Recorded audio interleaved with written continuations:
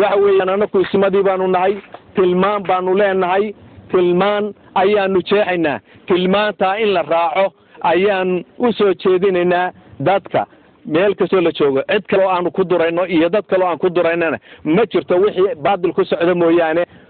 dadka kale wixii walaalahayana waanu soo dhawaynaynaa magac kastoo ay sheegtaan aad iyo aad baanu u soo dhawaynaynaa dadka dhulto badan waxay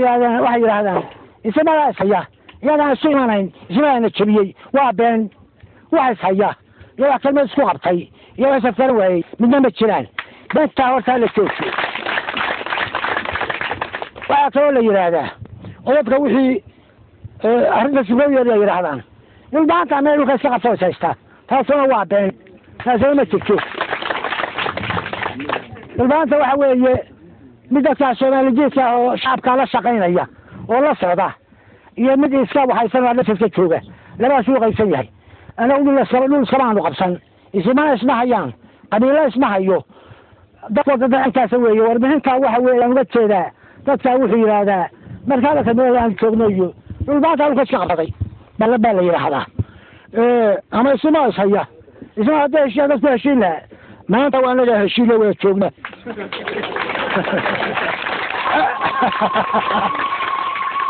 awel isma hayn laakiin maanta waa naga wada joogna oo aan idin ishayn marka horta waxaa jirta anigu waxaan olkaaga jeedaa yaa marbarsiya dambe yaa loo noqon marbarsiya dambe yaa loo noqon ninkii banaa fasax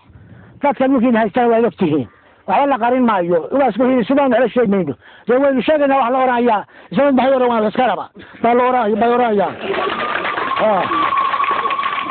markaa waxaan ku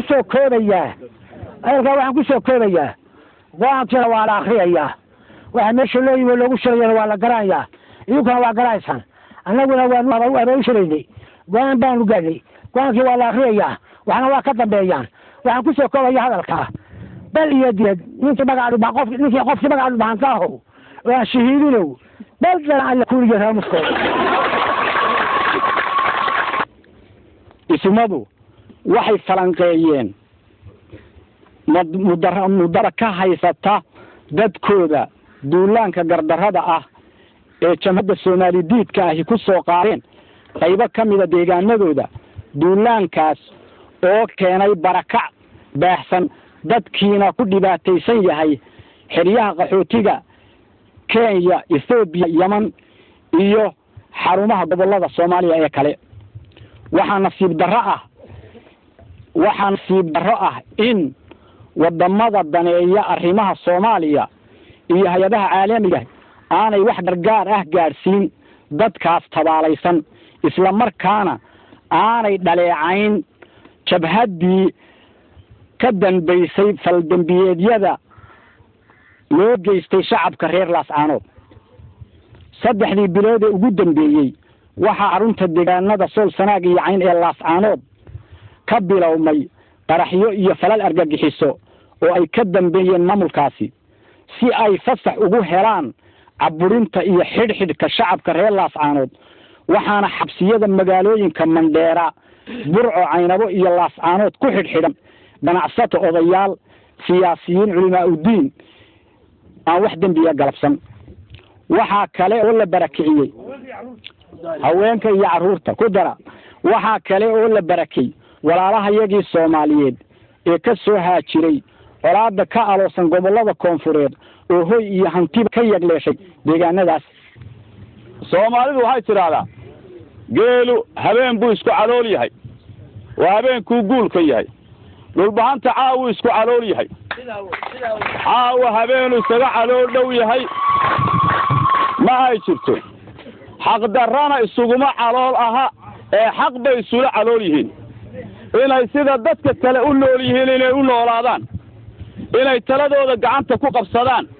inay ilaahay hadduu kuu roon yahay wanaagga dadku gaaray wada gaaraan inaan wiil iyaga lamid uusan dhulkooda ugu talin taasay isaga mid yihiin oo ay isla qaateen insha allahu tacaala waana gaari doonaan waana aanu gaari doonaa annaga isiima ah arrintan laascaanood ka dhacaysa ee aanu ka dhegaysanayno b b c da ee sida khaldan loo sheegayo inaan wax ka idhahdo waa jeclaa sida khaldan loo sheegayo shalay nin la lahaa arrimaha guduhu qaabilsan yahay jamhaddan Soomaalidiidka wuxuu yidhi dadku nabadgelyo xumada bay ka mudaharaadayeen kama ayan mudaharaadayn nabadgelyo xumada ee waxay ka mudaharaadayeen joogista ciidamada ayan doonayn ay meesha joogaan taasay ka mudaharaadayeen waxay ka mudaharaadayeen gardarrada aan geedna loogu soo gadban ee ay muddada ka xishoonayeen ay islahaayeen ha gartaan kuwani in ay waxa ay samaynayaan ay keeni karayso dhibaato fara badan taas weeyatay ka mudaharaadayeen dibna uma ay qaadan doonaan waxaanuna kula talinaynaa oo aanu u gudbinaynaa in ay ixtiraamaan wada dhalashadii dadka dhexaysay